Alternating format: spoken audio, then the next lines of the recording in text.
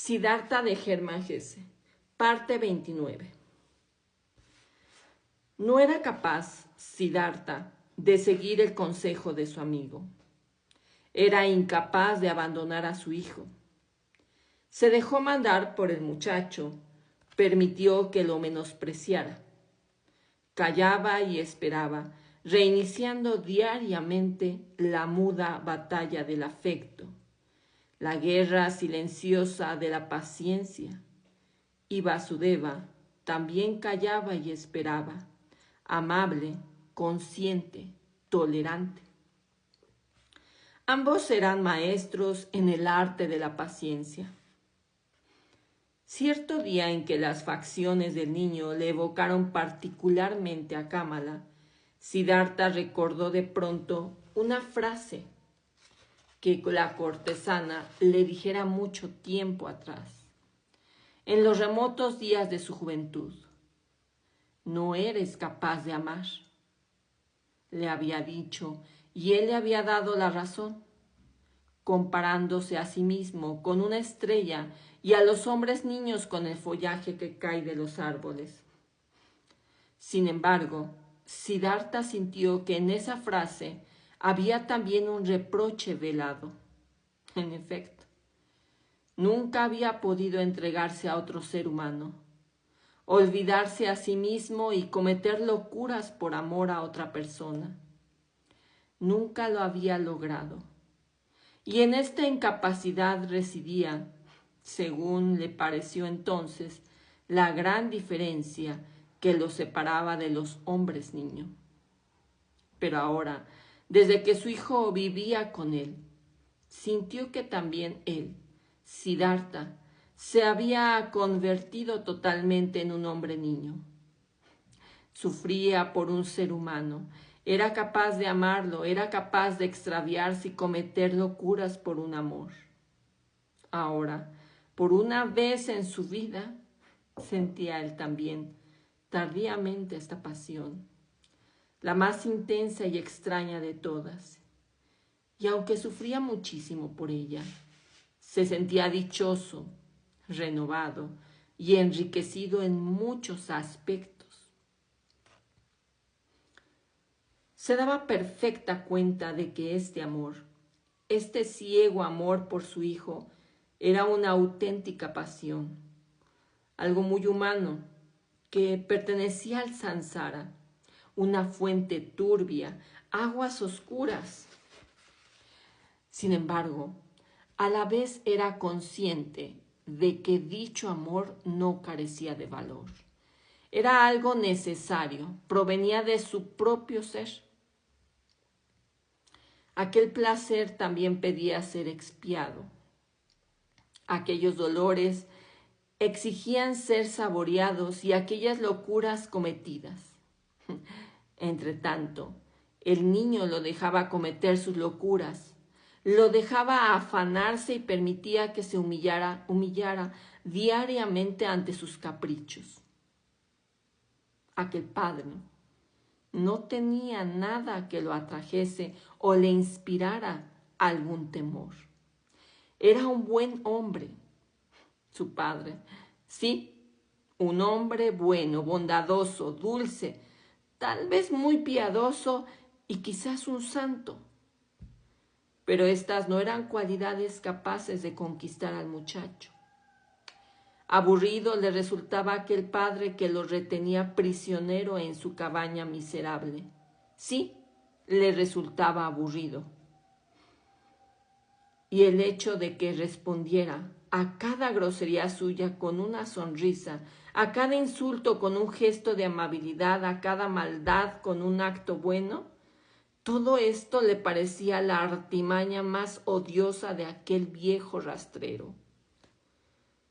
1000 veces hubiera preferido verse amenazado o ser maltratado por él.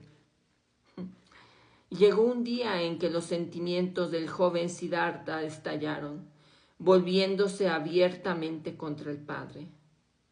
Este le había dado una tarea, que recogiese leña menuda, pero el muchachito no se movió de la cabaña.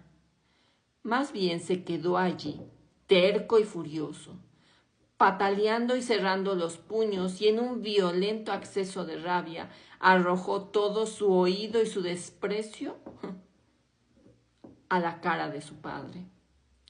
«Ve tú mismo a recoger tu leña», chilló entre espumarajos de rabia. «Yo no soy tu sirviente. Sí, ya sé que no me pegas porque no te atreves. Ya sé que lo que quieres es castigarme y humillarme todo el tiempo con tu piedad y tu indulgencia. Quieres que sea como tú, igualmente piadoso, dulce y sabio. Pero yo, escúchame bien, yo preferiría, con tal de atormentarte, convertirme en un salteador de caminos y asesino, e irme incluso al infierno, antes de ser un hombre como tú. Te odio. Tú no eres mi padre, aunque hayas sido 10 veces el amante de mi madre». La ira y el disgusto lo invadieron, desbordándose en cientos de palabras soeces y perversas contra el padre. Luego se escapó corriendo y no volvió hasta muy entrada la noche. Pero a la mañana siguiente había desaparecido, y con él desapareció también una canastilla de 2 colores, de corteza trenzada, en la que los barqueros guardaban las monedas de cobre y plata que constituían la paga de su trabajo. La barca tampoco estaba en su lugar. Siddhartha la vio amarrada en la orilla opuesta. El muchacho se había escapado. «Tengo que seguirlo», dijo Siddhartha, que desde las invectivas pronunciadas el día anterior por su hijo no hacía sino temblar de pena. «Un niño no puede cruzar solo el bosque, perecerá. Tenemos que construir una balsa para atravesar el río, Vasudeva». «Construiremos una balsa», replicó Vasudeva, «para recuperar la embarcación que el chico se llevó y era nuestra. En cuanto a él, deberías dejarlo solo, amigo mío.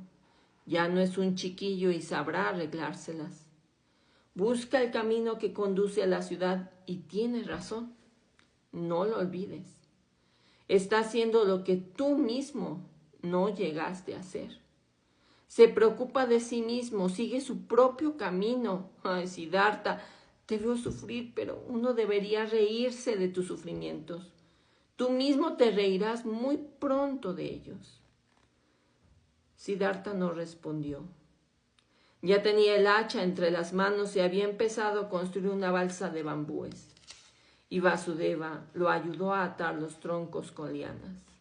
Luego se dirigieron a la otra orilla, pero como la corriente los desvió un buen trecho, tuvieron que alar la balsa río arriba, desde la ribera opuesta.